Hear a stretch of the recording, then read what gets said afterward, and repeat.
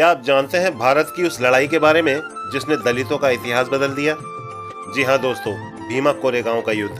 British army की एक टुकड़ी में 500 महासैनिक शामिल थे और सामने थी ब्राह्मण पेशवा बाजीराव द्वितीय की 28,000 पेशवा सैनिकों की विशाल सेना।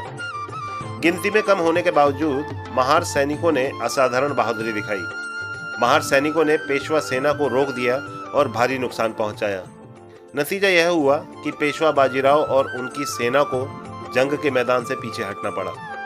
यह सिर्फ युद्ध नहीं था, बल्कि 4000 सालों से शोषित दलित समाज की एक ऐतिहासिक जीत थी। इस जीत ने दलित समाज को आत्मसम्मान की नई पहचान दी।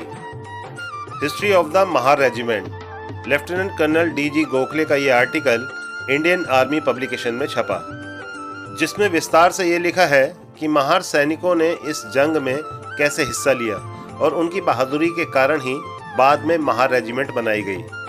डॉक्टर भीमराव अंबेडकर साहब ने खुद भीमा कोरेगांव के युद्ध को दलित समाज के आत्मसम्मान की जीत माना और 1927 में इसे स्मृति दिवस की तरह मनाना शुरू किया। महार सैनिक ब्रिटिश सेना में शामिल होकर लड़े और उनकी बहादुरी निर्णायक साबित हुई।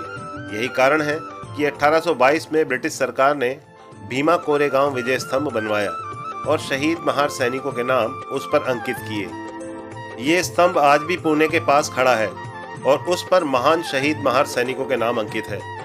ये मेमोरियल महान दलित सैनिकों की जीत का आर्कियोलॉजिकल एविडेंस है।